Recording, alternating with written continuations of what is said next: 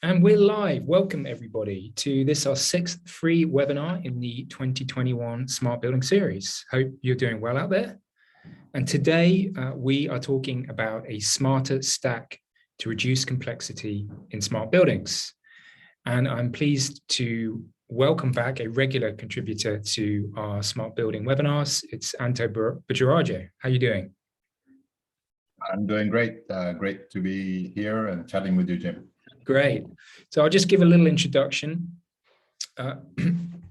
What we're here to discuss today is this new tool called a Smarter Stack. Anto is going to present on it, and what it can be used to do is to map smart building products and technologies for comparison or to identify gaps either in a vendor's product portfolio or from a customer's requirement perspective. So that's sort of a long-winded, little description there, but I think what we're going to do is go through some steps, and I think actually what you'll find out is a really interesting concept, and I've been sort of fascinated by it over the last couple of weeks. So I hope you guys will appreciate it. And of course, as always, we are recording this session. So that will go up on YouTube towards the end of today or probably tomorrow. So you will be able to share this with your colleagues or come back to it again if you want to go through it and see these examples as we go through them. So the other thing also, questions. We're very happy to make this interactive.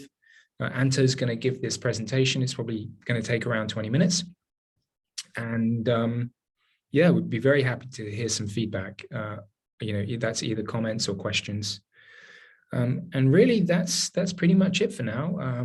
But I'll hand over to Anto, and then we can get going. Anto, the floor is yours. Thank you, Jim. So we're talking about the Smarter Stack, and I need to give a little bit of background as to why this thing exists and why it was created. It was created by a group called Monday Live. It's a group, a dozen plus people, panelists, thought leaders from the smart building industry, that we started to convene a webinar every week, pretty much at the beginning of the COVID lockdown, as a way of sort of continuing the conversation during the lockdown period. And we've been trying to sort of figure out, initially we were trying to figure out, what the impact of COVID on smarter buildings. And as we sort of went through the pandemic, we started to think about, what is on the other side of the pandemic with regards to buildings, commercial buildings.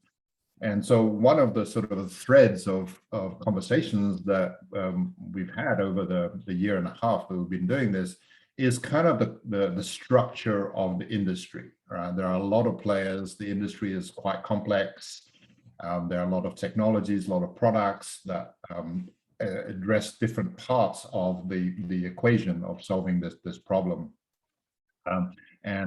So we've seen, for example, Jim did this wonderful sort of landscape of players, of companies, and we've seen other variations of this, of us trying to make sense of all of the different components.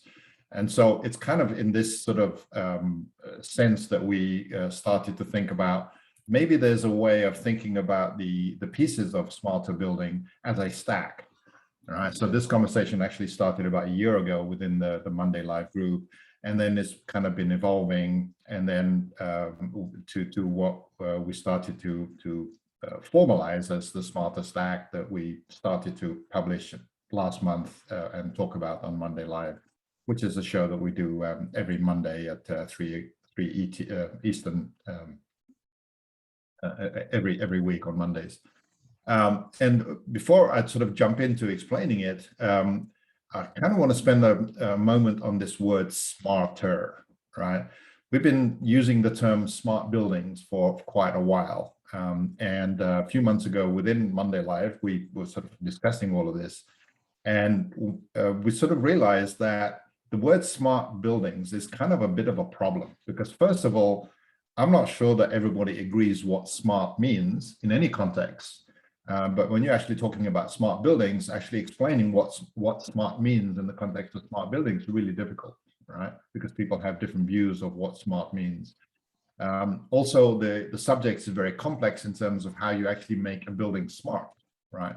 So the realization is that we're trying to get people to do something, to put effort into something that's complex that we can't really define very clearly, and therefore that's really sort of a recipe for failure over and over again, right? So that actually makes the process difficult, right?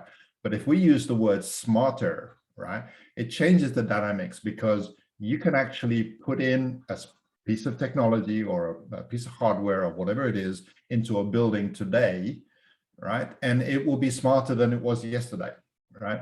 And if we collectively continue to do this, then the buildings generally will become smarter and smarter over time, right? So it becomes a journey rather than a really impossible destination, right? So that's kind of the use of the word smarter rather than just smart.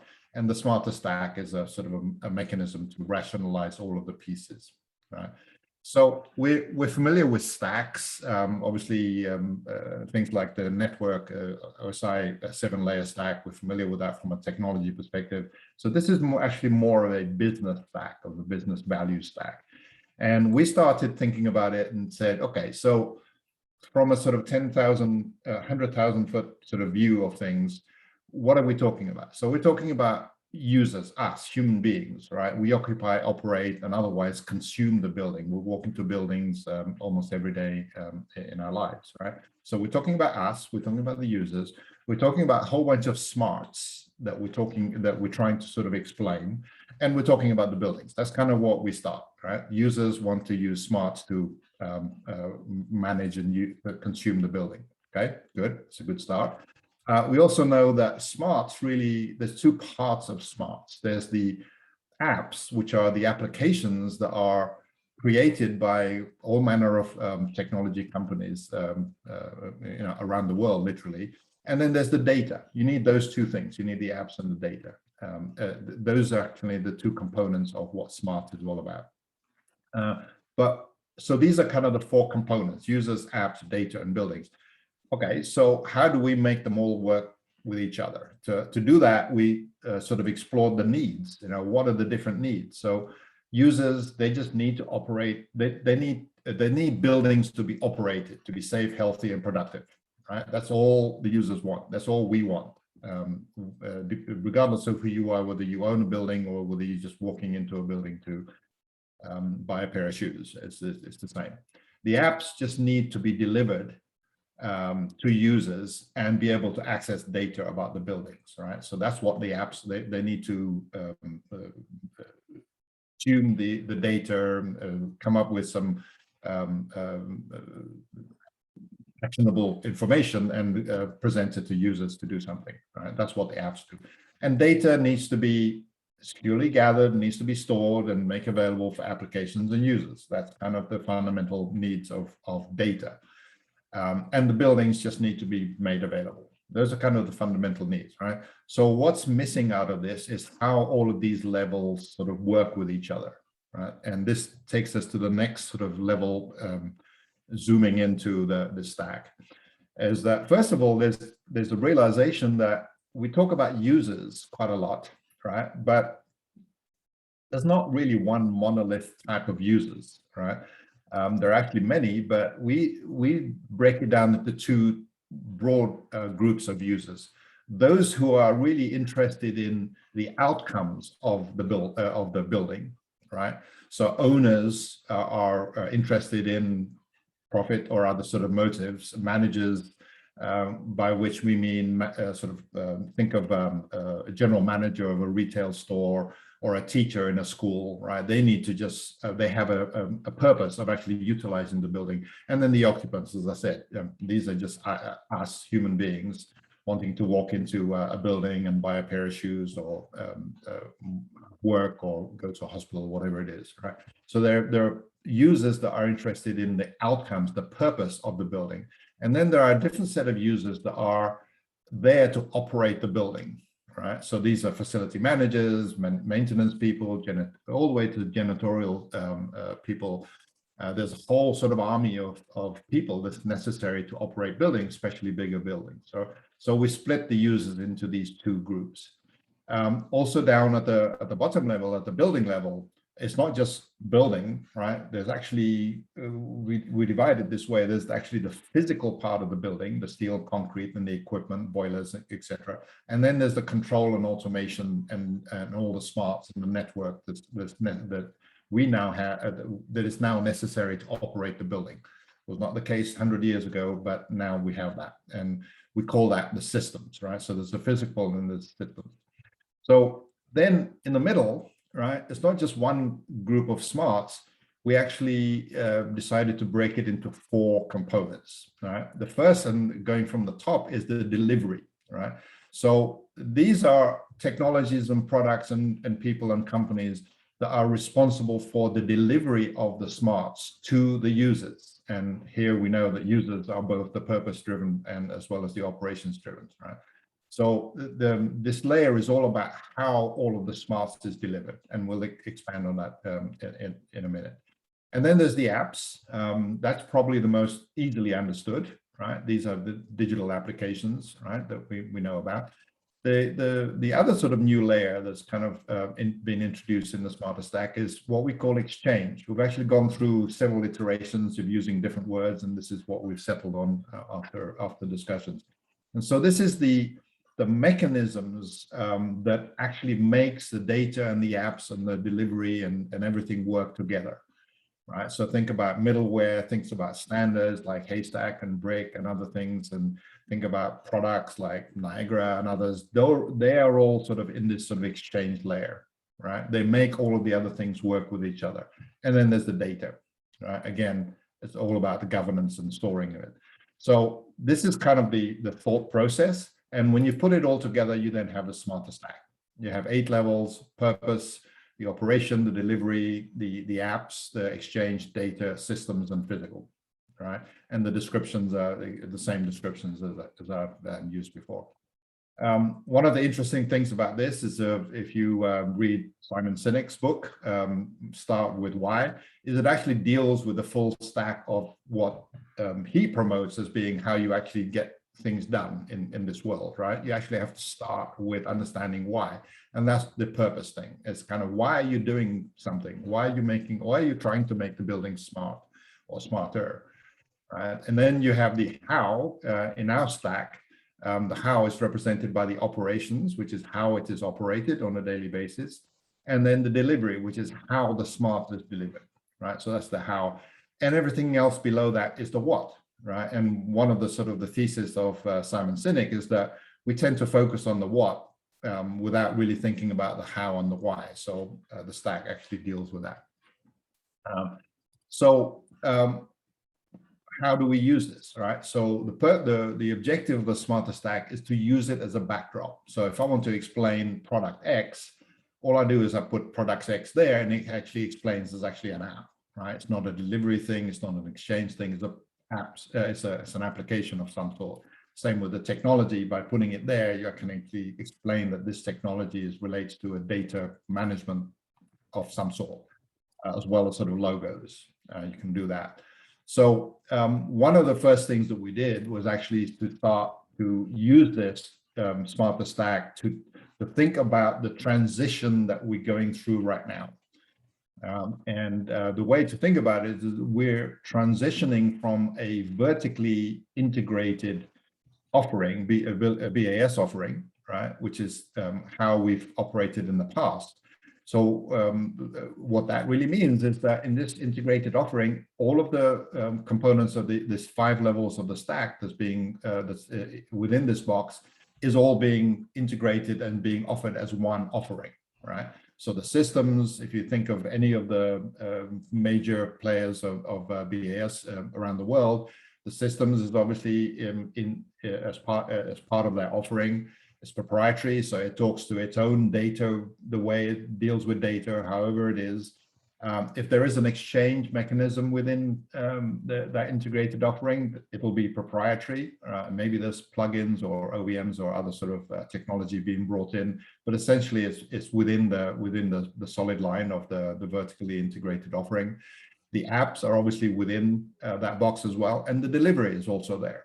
Think about large companies that have branches or distribution channel. Right? So all of that is basically in a single box, in a single offering, and mostly proprietary. And on the owner side, the purpose and operation is also typically in the past sort of a related or sort of one entity. We're moving from this model to a model that looks more like this, right? Where there are applications or there are needs that can be described from the owner's perspective, from the occupant's perspective. There are, from an operations perspective, there are different people, there are facility management people, and they're all sort of, looking into the future. There's things to do with digital twin that's really potentially something that can help the operations. And the delivery, there's new ways of thinking about the delivery, system integrators, master system integrators, and managed service providers. Those are kind of ways of delivering smarts. And then from a technology perspective, single pane of glass and other sort of ways of actually integrating all of the different applications is a potential delivery mechanism. The apps we already talked about, exchange, there's lots of technologies and sort of initiatives and standards that are all in this exchange layer. And the data is going to be all over the place, cloud, on-prem, wherever, it doesn't really matter, right? And the systems are going to be, again, quite numerous, right? So we're going from this sort of monolithic, sort of vertical and fragile and difficult to break apart model into a model that everything's inherently composable and broken apart, so that the user can actually create something that is actually suits the needs. So let's look at some examples. This is just a smattering of different categories or different boxes that we've put just to show what can be done. So purpose could be profit, or it could be happy students, or it could be tenant experience, or safety, right? Operations, we've talked about that a lot. Delivery, again, we've talked about the different sort of ways of thinking about who's delivering and how it's being delivered. And different apps, again, things like artificial intelligence really is an app, right? That needs data and it needs to be delivered, right? So it really fits very well into the app sort of model, as well as sort of integrated workplace management applications and FM management. Semantic tagging is really part of the exchange. So is middleware and gateway and integration tools. The data, as we talked about, and the systems, again, all different types of systems and different types of offerings. One of the interesting things is when we actually started doing this, somebody said, what about networks? What about connectivity? Where does connectivity fit in this model, right? So this is not a technology stack, right? So when we're talking, this is not one where you have network and like the OSI 7 layer. This is really a business stack. So the way to actually think about connectivity and communication is actually using the stack to do that, because there are pieces of communications and connectivity that can actually be represented in this smarter stack. So bandwidth and latency and reliability, those kind of things, those are kind of the purpose of choosing a certain type of connectivity, right? And these are kind of how the connectivity and the communications are actually, how we actually exercise them, how they actually operate.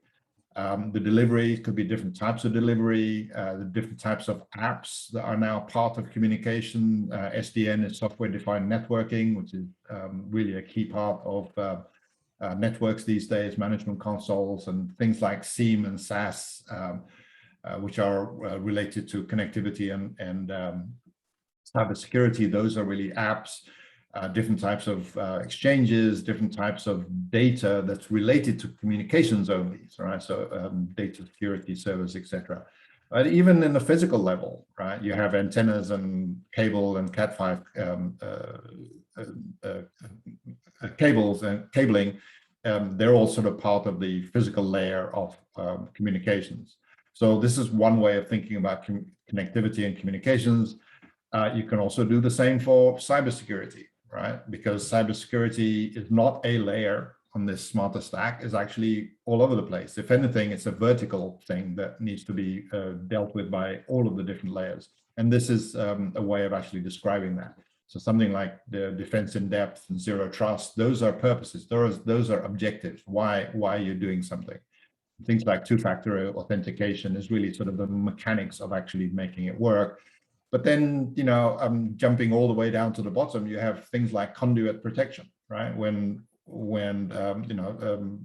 sometimes it's specified that wiring for network goes into conduit, so it provides a physical protection, right? That is a cybersecurity component, and it is a physical part of it, right? So you can actually use it for that.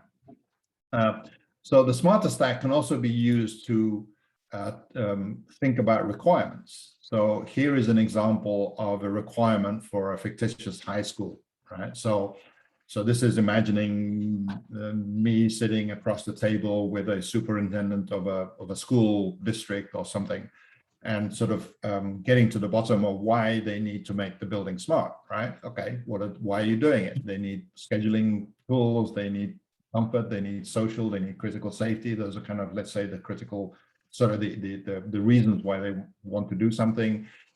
These are the entities or the things that are important from an operations perspective. They need that. They need a dashboard. They do have an HVAC engineer, let's say, and they need to deal with trouble tickets. Those are also things to do with operations. The delivery, this particular school board may like the idea of engaging with a managed service provider. So great, that's kind of what they want, right? And they also have a local HVAC contractor they want to use, but they also want everything to be delivered in a console, right? And the different apps that they may say they need, and then the different sort of exchanges that can then come out of that, and all of the different places where data is stored, right? And all of the different systems that are that need to be brought together. And these are the different buildings that they have. They have elevators, and they have a particular building and a sports stadium. So it's kind of a way of actually bringing those together. Perspective is an important thing to consider when you're thinking about the smarter stack, right? Because depending on who you are, or depending on who you're trying to present to or trying to communicate with, you're going to have different perspectives, right? If you think of a building owner, right? A building owner cares about the purpose of why he's owning the building, right? And he probably cares about the operation. And he or she probably doesn't care much about beyond that, below that, right? Whereas an integrator cares about the delivery.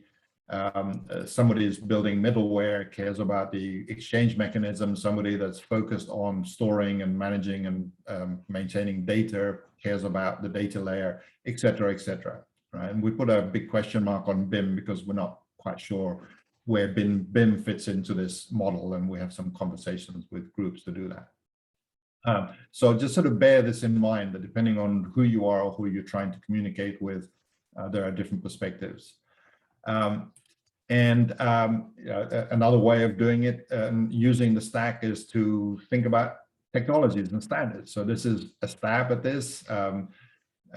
Some may actually argue with the placement of some of these boxes, but something like Haystack is an exchange thing, but it also implements the tagging on the data, right? So it actually has relevance on both, right? And something like SQL and NoSQL are data management tools. MQTT can go all the way from systems all the way up to apps, right? So this is kind of one way of using the stack.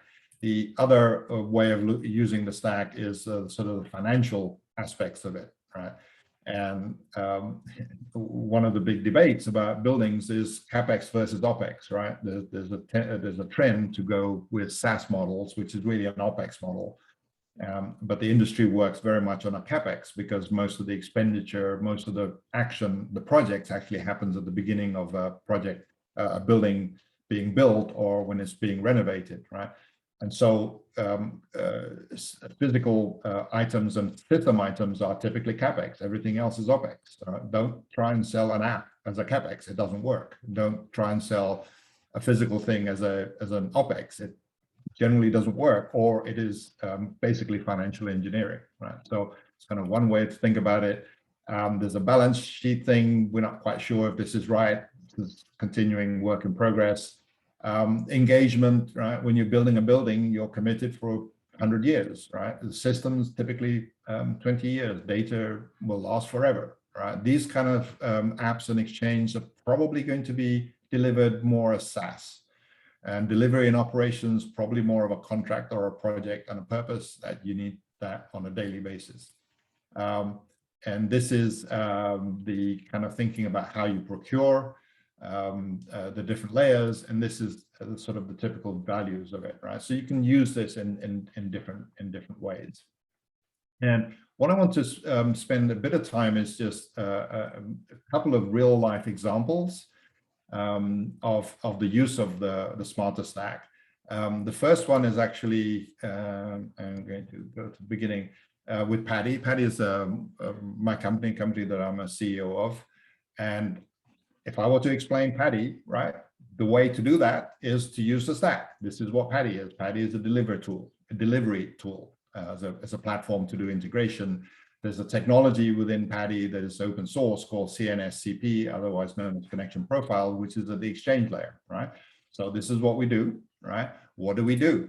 Why do we do this? This is why we're doing it. We're reducing complexity, create single sign-on, enable the creation of ESG dashboards, et cetera, who we expect to use Paddy from an operations perspective. These are kind of some of the examples, facility managers, et cetera. Who do we expect to deliver Paddy? Paddy itself is a technology, but somebody needs to deliver it. System integrators, consultants. It gets delivered through mobile and creates single pane of glass. It's kind of one way of thinking about it. Incidentally, the depiction of these dotted lines versus the solid line is kind of an important thing, because what this is basically saying is whatever's in the dotted line is what we do from a Paddy perspective, and whatever's in dotted lines is actually what others do, or what we're enabling others to do, right? And so this is kind of one way of thinking about how we differentiate the different things that we put on the smarter stack. The different apps that Paddy provides, and Paddy has an app store involved, the different type of exchange mechanism. CNS is obviously one of them, but we use LDAP and other things, and we use connection profiles, which is open source.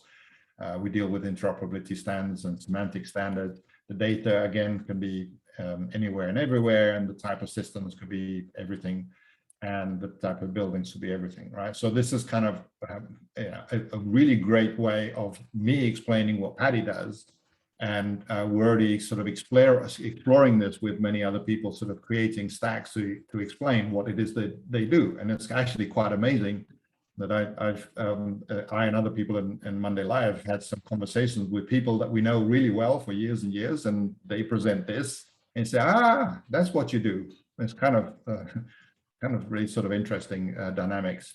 And this also sort of explains the ecosystem that we are building around Paddy. You know, these are our customers, these are the users, these are app developers, and et cetera, et cetera. The other use I want to quickly go through is this use of a project, right? So this is a project that was is actually already built and finished. It was done started in 2018. So in this case, we're actually using the smarter stack sort of after the fact, right? Which is just, we're doing this, the guy that created this, Pete, was doing this just to test out the smarter stack, the concept, right? And thinking about how he or other people would use it to describe a project, right?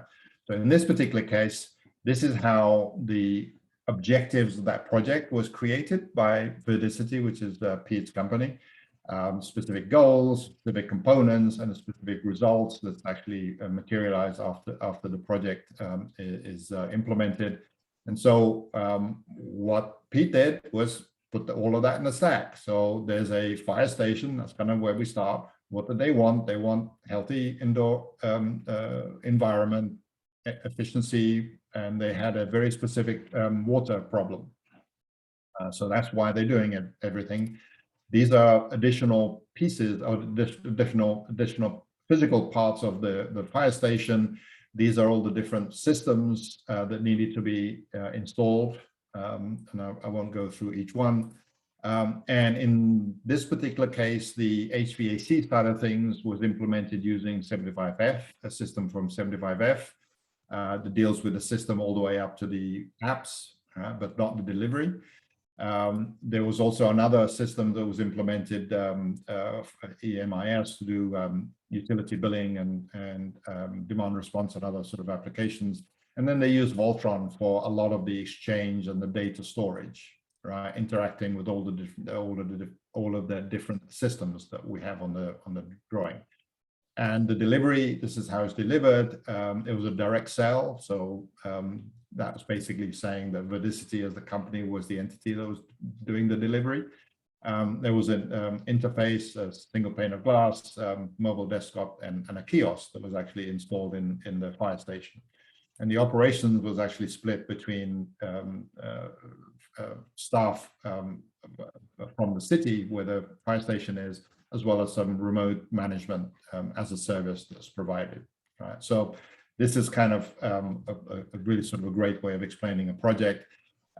Pete then went a little bit deeper and actually sort of said, okay, what if we start to actually put all of the different pieces of the systems and the physical systems? And this is probably, I think Pete sort of agrees with this, is probably a lesson of probably not the right thing to do with the stack. This is kind of too much information for the stack. The stack is really a good tool for actually creating things, maybe at this level, where you're sort of just defining all of the different pieces and how they all come together. So, I mean, that's really sort of a quick introduction to the Smarter Stack. Think about it as a tool. It is an open source tool. And if I go to just the homepage of this, this is where you can find it, stack.mondaylive.org, or you can actually go to mondaylive.org and you'll see a link to this. And I think Jim is going to also send this out as part of the follow-up.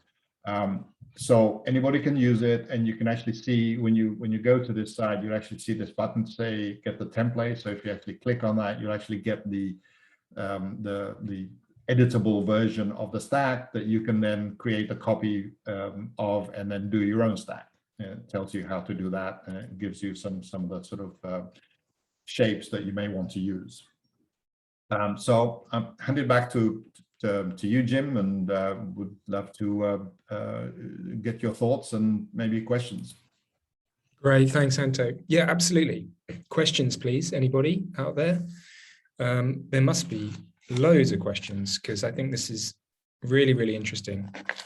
I mean, as just you know, a tool for mapping concepts, you know, I think that's what I see as one of the benefits of this, right? And as you kind of through your presentation discussed it, you know, at the start, I guess around the context of smart and trying to communicate some of these kind of like quite difficult concepts, even just for somebody, you know, and we can go through some of the ways in which it can be used now, but just for someone, let's say, who is a vendor, just for them to explain to people what it is they do in a kind of concise way, with, you know, one single thing to look at here.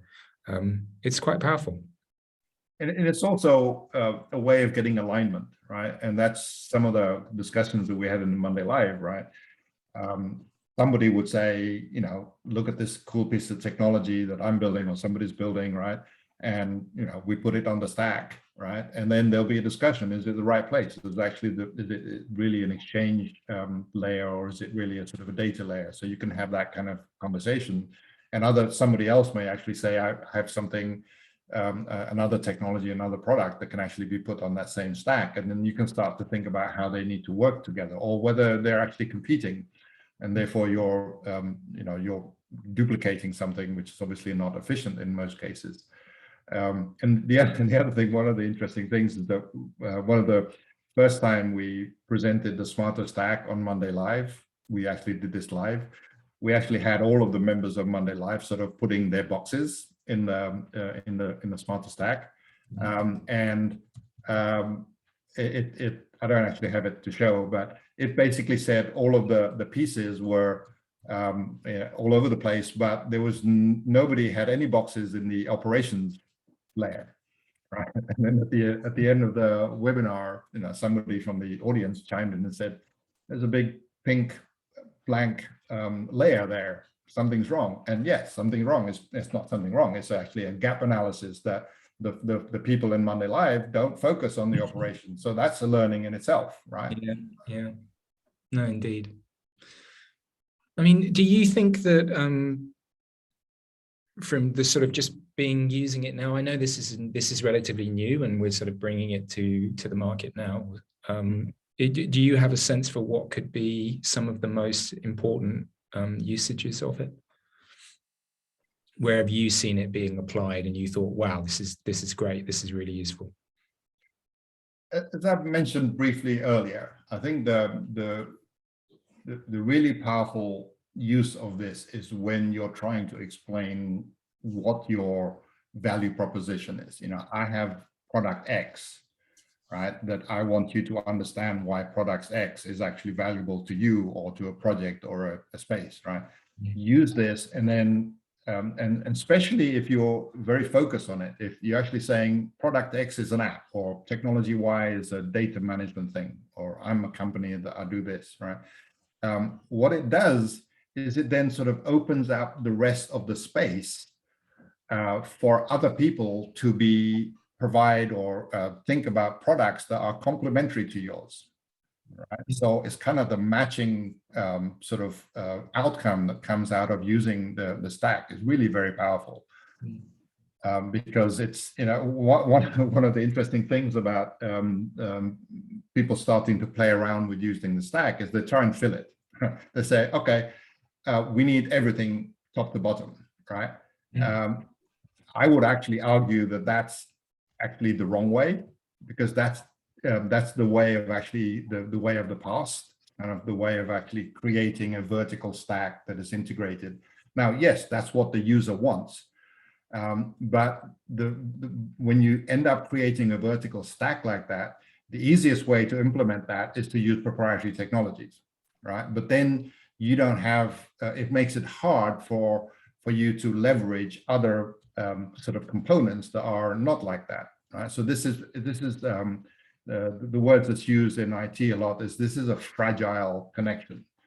This is a rigid, and it's also fragile. When you try and break it apart, and I think many people may have had this experience of actually trying to interface to a vertically integrated system.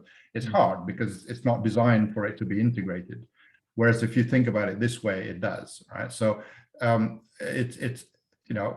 would suggest that trying to create a vertical thing is not really what the stack is all about. You're trying to create the components that will make the full stack be there, so that the building owner and all the other sort of people at the top can actually consume or use use the smarts to actually to do whatever it is that they're trying to do. Right. So that sort of matching of different products and technologies is a key value that we've seen. Is there any importance placed on where the boxes go from, let's say, from left to right along these columns? No. Okay. No.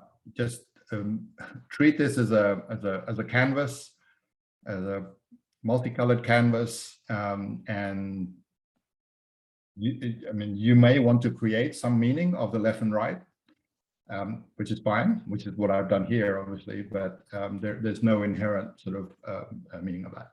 Yeah, and I can guess if you did want to do that, you can use those arrows, right, to show some direction of flow. Yeah. Yeah.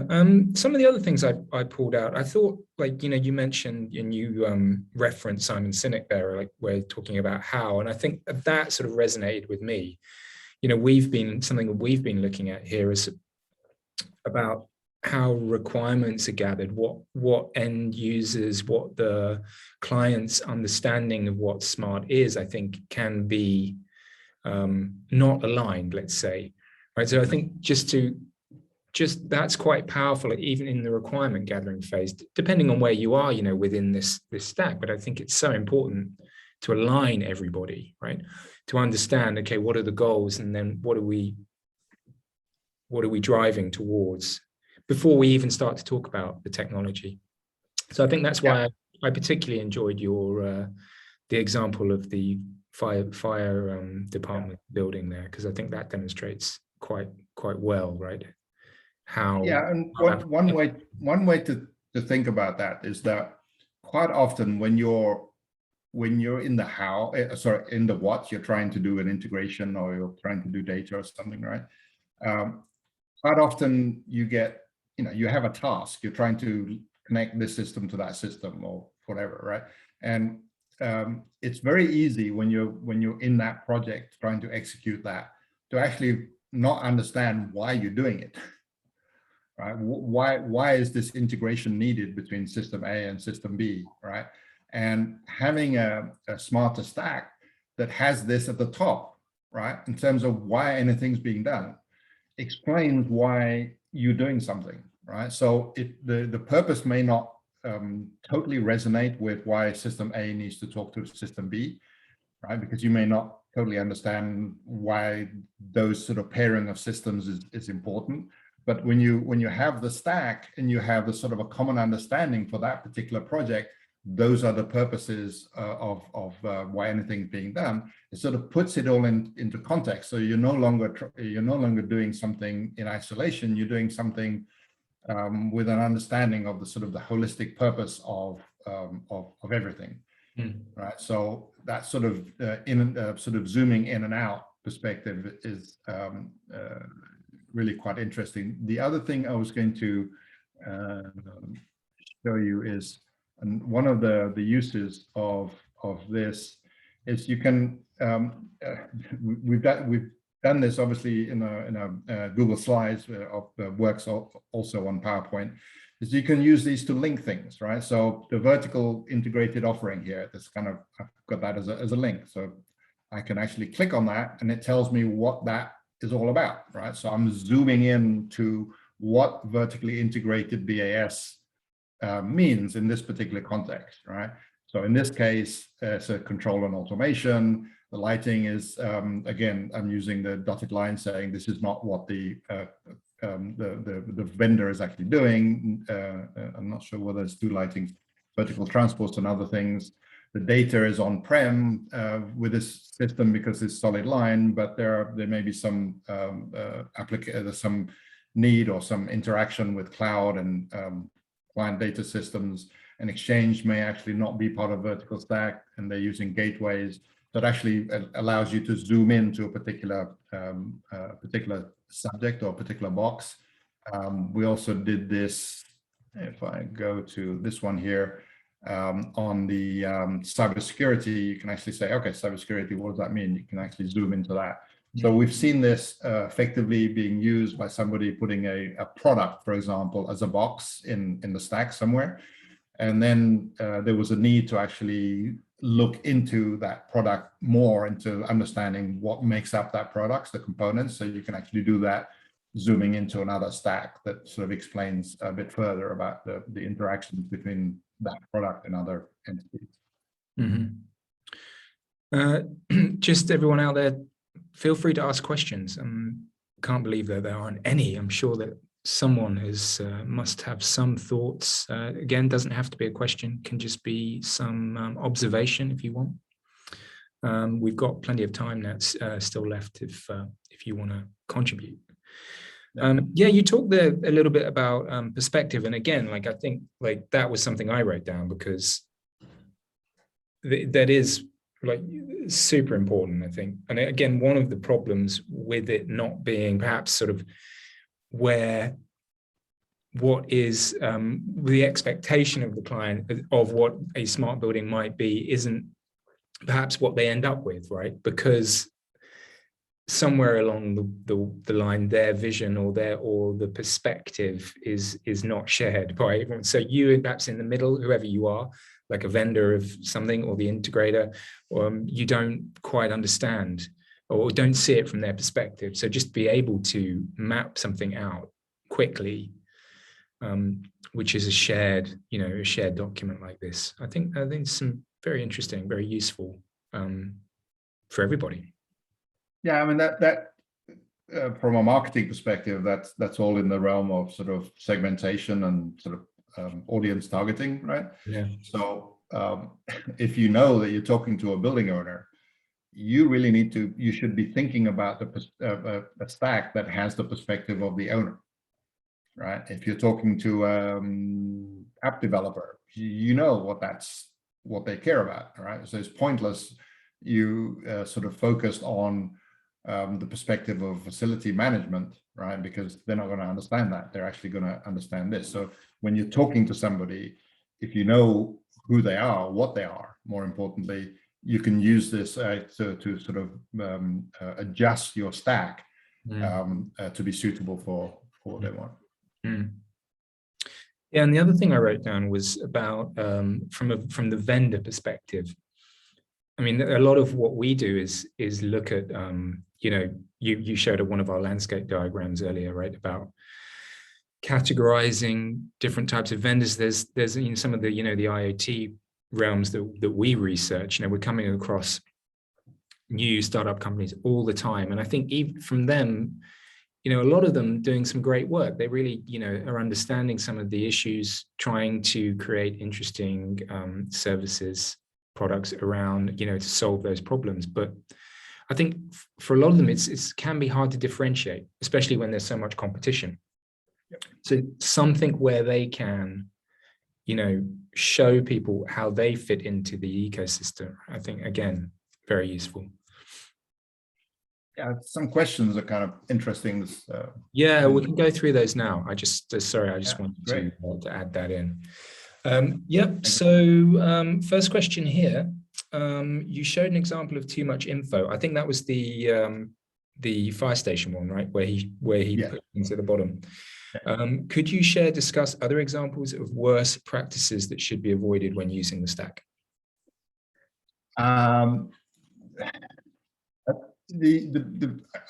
mentioned it before, right? The temptation is that when somebody hits this, right, and you know, I have a wonderful product and I solve the world's problems, right? And you typically go into this, and the way you actually think about it is, I need to be a vertical stack because I need to deliver value to the building owner, right? And I end up creating a vertical stack that really doesn't make sense, because that's not what you're doing. You're actually doing a piece of it, right? So the most sort of obvious worst sort of lessons learned so far is don't try and do that, because that's not what this is all about. It's all actually about creating creating components that are composable to make a solution. I'm going to show you something on this is actually got nothing to do with a fire station, but Pete did this interesting thing. Skip past all this, which is kind of this is kind of we've talked about silos over and over again over the years, right? So this is a depiction of silos in Smarter Stack. You know, we've seen variations of this. The problem of this is obviously you can't. It's very difficult, or it's impossible to actually go across them, right? To make the EMSI work with IWMS, etc. It's really hard to do that. Whereas if you know, but you still have the sort of the objectives that are actually cross silos. And if you, I'm not that familiar with this slide deck, so if you start to think about it as horizontal layers, then it becomes a lot easier, because things can then go across silos. Right. So main answer to that is don't try and build a vertical stack out of whatever it is that you're doing. Yeah. Okay. No, good advice. Another question here, are there some more real-world projects that have been modeled in addition to the fire one that we've discussed here? And that's from one of your Monday Live crew, Duncan. Thanks for that, Duncan. Hey, Duncan. Yes, there are. It's interesting. Some of the stacks that I've built with some people are kind of proprietary. They don't want to share it. Okay. And that, I think that's great. I mean, I've seen people do that for projects, right? And learn something from it, which is great. I've also starting to see people doing it for their internal rationalizations of what products they have and who they should be going after, the same as similar to the Paddy one that I did. And sort of using it as an internal management tool as to, how do we address this part of the market because we don't have a product or we should partner with somebody. So we're starting to see that. This is very new. We only launched this on Monday Live last month in August. It's, as I said, is open source and anybody can use it. We would love to hear about use cases of it or examples of it. Ken Sinclair's actually going to be talking a lot about this on automated buildings. I think he intends to have a number of different people presenting stacks based on projects. So we don't have many yet, but expect a lot more in the coming months. Yeah. No, that would be useful, wouldn't it? I think there may be scope here to sort of create some kind of repository, right, of different examples. I think that would be useful for people. Yeah, absolutely. Yeah. And another question here: will the template be made available after the presentation as a PDF or doc? Yeah, I guess just that raises a good point. Like just from a logistical perspective, like, maybe you could tell people how they can use it and like what format is the document, that kind of stuff. Okay, so you go to literally stack.mondayorg, right? And you end up here, right? This is what you get. You can learn about the stack. It's basically going through the slides that I've presented and some of the examples, right? But then there's this button here, get the Smarter Stack template. And if you click that, you get to you will see this. I can actually see 3 people already there, presumably from this webinar. And from here, you can you can make a copy of this. And once you've made a copy of it, it is in the template. So if you want to create a new slide, you create a new slide, put your title in it, and then whatever it is that you're trying to do to illustrate. And then we provided this as a library, so I can pick up some of these blank boxes and go to this thing and say, I want to put my product here. Mm-hmm. That's kind of how we do this. And once you do this, you have a slide deck that you can present. Yep. Yeah, and I mean that's just a Google slide deck, isn't it? So you can download that to your local machine as well, I'm sure. Right. I'll create a PDF. I think there was a specific question about creating a PDF. Well, just what format it was in, but yeah, sure, you could print, couldn't you? Print PDF it. Nice. And I'm going to delete this. Yeah, otherwise everyone gets it. Good stuff. I mean, how do you see this developing? Do you think that over time, I mean, people are going to contribute or come up with ideas. Do you see this as something that's going to grow organically? I mean, or like adding different bits to it? I don't know, to be honest. I'm hoping that it will be used and grow organically. Mm-hmm. I was actually doing some planning for AHR earlier today and yesterday, and I was actually just sort of thinking, wouldn't it be great if I sort of walk up to a booth, and when I ask somebody, what is it that you do, they present it as being, this is what we do because we do whatever it is, X as in the Slack, in the stack, we do this, right? That to me would just shortcut a lot of the discussion that typically happens trying to understand where somebody fits in, right? So I think that's kind of one way of doing that. To use it as a project a proposal mechanism is another way of doing that. To use it internally, as I mentioned, as a sort of a tool for planning purposes is another way of doing that. We decided to make this open source and make it available so that people can create their own stacks, specifically because we actually don't know how people are going to use this, and we're starting to get some interesting sort of feedback about how people are thinking about using it. So,